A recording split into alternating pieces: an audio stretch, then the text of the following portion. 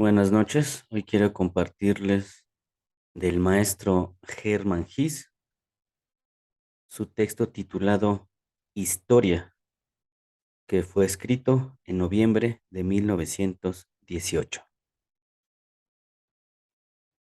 Cuando era un muchacho y asistía a una deficiente escuela de latín, lo que se conceptuaba como historia me parecía como algo infinitamente venerable, remoto, noble y tan grande como Jehová o Moisés. La historia para mí era sucedió una vez, pero en realidad y omnipresente, y algo que había brindado sus truenos y relámpagos en épocas arcaicas, pero siempre venerables y remotas en testimonios escritos, sujetos a nuestro estudio. El episodio más reciente que nos enseñaron a los estudiantes contemporáneos fue la guerra de 1870. Para nosotros resultó algo de lo más sorprendente y excitante porque nuestros padres y tíos habían tomado parte en la contienda y nuestra propia generación había fallado para intervenir en ella por unos cuantos años. Hubiera sido tan glorioso nuestro heroísmo, enarbolar estandartes, generales montados a caballo, fidelidad al nuevo emperador. Así fuimos aleccionados, informados de hechos heroicos, milagrosos, registrados en esa contienda. Todo había sido tan magnífico y genuinamente histórico, tan diferente del ayer y del presente. Hombres y mujeres habían llevado a cabo hazañas sorprendentes, sufrido enormes penalidades. Toda la gente había llorado y reído, se había visto arrastrada por tan inusitados eventos. Los extraños se abrazaban en la calle, la valentía y sacrificios individuales estaban a la orden del día. Dios de los cielos, haber sido testigo de todos esos sucesos. Sin embargo, ninguno de nuestros conocidos estaba en la lista de los héroes. Ninguno de nuestros maestros, que en ocasiones nos relataban hechos impresionantes, ni nuestros padres y tíos, muchos de los cuales habían peleado en esa tan heroica contienda. Pero debió haber algo sobre el asunto. Todos esos libros con ilustraciones, las fotografías de Bismarck en los vestíbulos de todas las casas, el famoso día del Sedán, la celebración más importante del año. Cuando cumplí 15 años de edad, la brillante imagen comenzó a palidecer. Entonces comencé a dudar de lo venerable de la historia. Rehusé creer que los hombres y las naciones de las épocas pasadas fueran diferentes de los actuales, que su vida no consistía de eventos cotidianos, sino de escenas de una ópera. Comprendí que el deber de nuestros maestros era el de estrujarnos lo más posible. Exigían de nosotros virtudes que ni ellos poseían. La historia que nos revelaban era un vulgar invento de las personas mayores con el fin de achicarnos y mantenernos en nuestro lugar.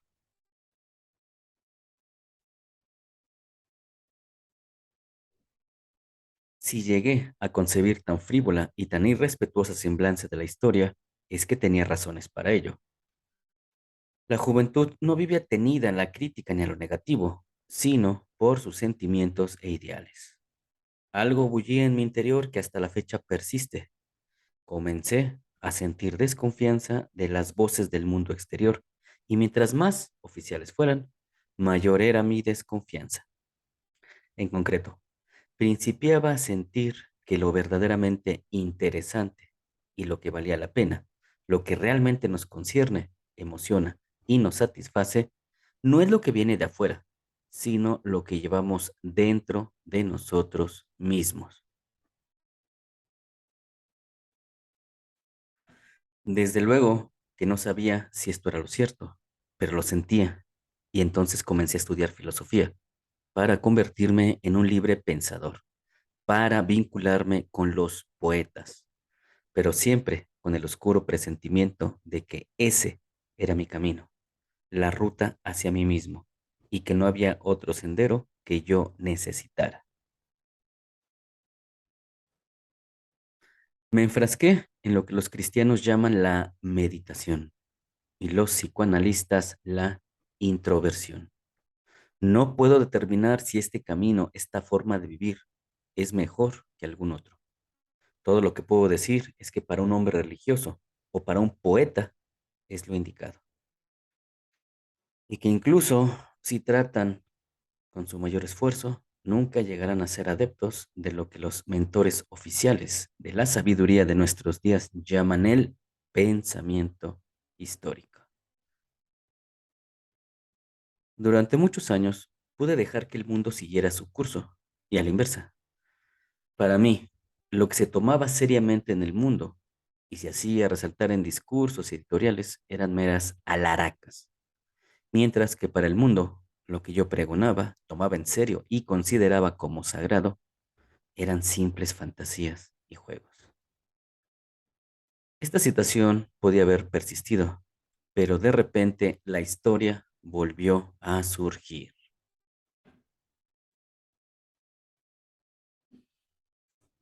Súbitamente, los editores, los profesores universitarios y los de segunda enseñanza comenzaron a proclamar que la historia invadía la vida diaria, que había nacido un gran día para los de alma poco mundana, escritores y otros, que encogíamos los hombros ante la historia. Para nosotros, los hombres de mente religiosa, que advertíamos a nuestros ciudadanos contra la loca arrogancia y tremenda irresponsabilidad de nuestros líderes, ya no se nos calificaba como poetas inocuos, como objetos ridículos. Nos habíamos convertido en antipatriotas, derrotistas y retorcidos, para citar solamente algunos de los términos con que nos calificaban.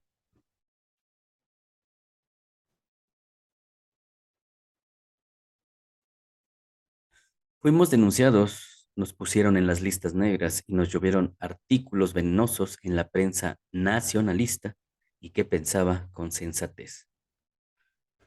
Nuestra vida privada no era mejor.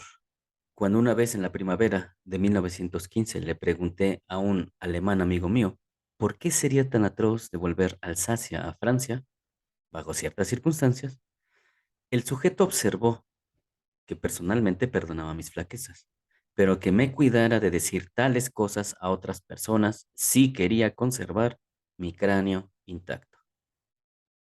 Todo el mundo seguía hablando de la grandeza de los tiempos, cosa que yo no podía captar, aunque desde luego comprendía por qué la época les parecía importante a muchas personas. Miles de ellas tenían por primera vez contacto con su alma, con cierta clase de vida interior. Las solteronas que se pasaban la vida cuidando perritos falteros, ahora cuidaban de los heridos. Al arriesgar sus vidas, los jóvenes adquirían el primer subyugante sentimiento de lo que es la vida. La cosa no era para verla con indiferencia. Había grandeza en la situación, pero solo para los que pensaban históricamente y podían hablar de grandes épocas y periodos mezquinos. Para el resto de nosotros, los poetas y los de pensamiento y sentimientos religiosos, que creíamos en Dios incluso entre semana y que estábamos familiarizados con la vida espiritual, los tiempos no nos parecían ni más grandes ni más descoloridos que otros, porque en nuestro fuero interno vivíamos fuera del tiempo. Y ahora que la historia vuelve a cobrar carta de ciudadanía, por decirlo así, y la gran ópera se presenta en el foro mundial, tenemos la misma actitud. Mucho de lo que hemos deseado ha tenido lugar. Poderes que considerábamos como diabólicos han caído. Hombres a quienes hemos detestado por malignos y peligrosos han dejado la escena. Sin embargo, todavía no podemos lanzarnos en firme en la corriente de los grandes sucesos, compartir la intoxicación de esta nueva era. Hemos sentido el sismo en la tierra, compartido el sufrimiento de las víctimas, la pobreza y el hambre. Pero ni en medio de estos sufrimientos, ni al ondear de la bandera roja, ni por las nuevas repúblicas y entusiasmo popular podemos ver esa grandeza. Hoy en día seguimos reconociendo la única realidad y sentimos cordial interés en la fuerza vital de la historia, el resplendor de lo divino. El Kaiser era nuestro enemigo y sin embargo deberíamos sentir profunda simpatía por él si hubiera maniobrado su abdicación en gran forma. Sentimos un amor infinitamente mayor por el joven soldado que fue en busca de la muerte bajo la loca y ciega ilusión acerca de la madre patria y el emperador, a quien considera infinitamente más importante que el inteligente orador que lo califica de tonto. La democracia o la monarquía, república, federal o federación de repúblicas, todo es igual para nosotros. Lo que nos interesa no es el qué, sino el cómo. Preferimos a un loco que lleva a cabo un acto de locura con toda su voluntad, que a los profesores de quienes se espera reverencien al nuevo régimen con la misma sumisión que antes tenían para los príncipes y los altares. Todos convenimos en una transformación de valores, pero esto solo se puede efectuar dentro de nuestro corazón.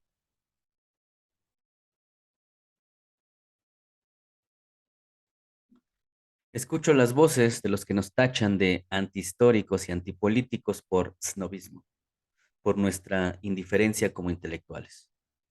Nos califican de escritorzuelos para quienes la guerra, la revolución, la vida y la muerte son meras palabras. Es indudable que existan individuos así, pero esos no tienen nada en común con nosotros. Nosotros no carecemos de principios. Es verdad que no reconocemos lo bueno y lo malo, principio de derecha o izquierda, pero sí distinguimos dos variedades del ser humano, los que tratan de vivir bajo sus principios y los que los llevan en el bolsillo del chaleco.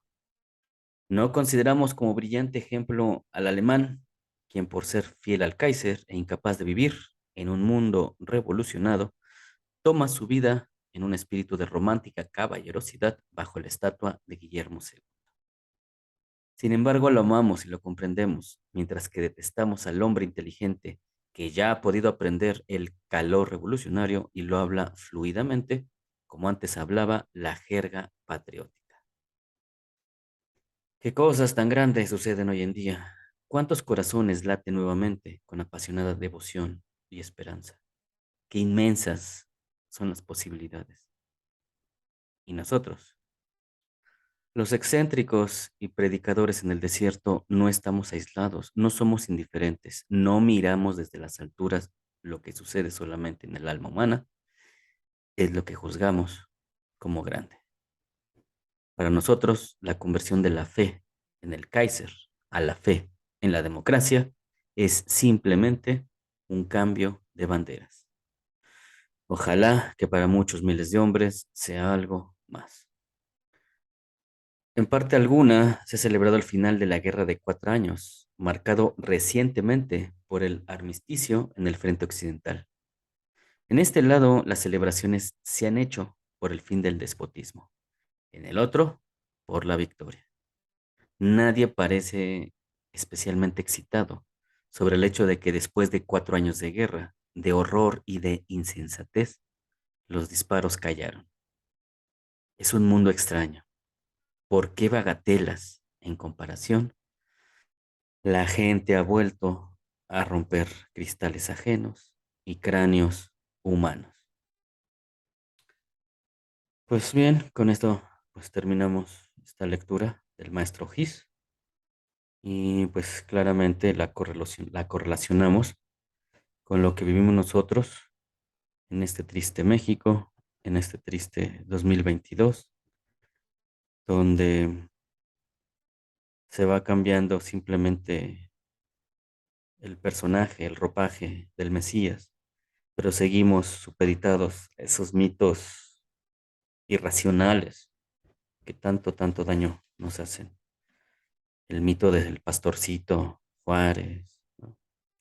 Del idealista Madero, del patriótico Cárdenas, y ahora, pues bueno, esta persona, el tabasqueño, que pues está jugando muy bien el rol de la autoridad geopolítica que lo puso ahí, que lo sostiene.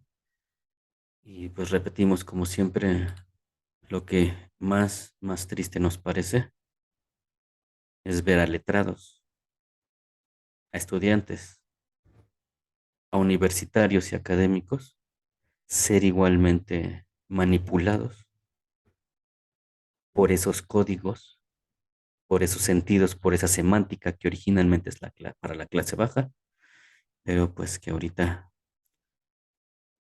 tiene poder e intensidad para no solo manipular a la clase baja inculta, sino a las clases medias estudiadas. Ver a ambos sectores defendiendo a un personaje así, pues ya ni pienso, ¿no? Todo el prismo, toda la cosa que hay ahí, o sea, ya ni pienso eso, darle todo eso. Pero sí es triste ver esas manifestaciones de apología ciega ante alguien que está dañando mucho a ciencia, tecnología, a salud, educación. Es triste. Bueno, con eso terminamos. Que pasen buena noche.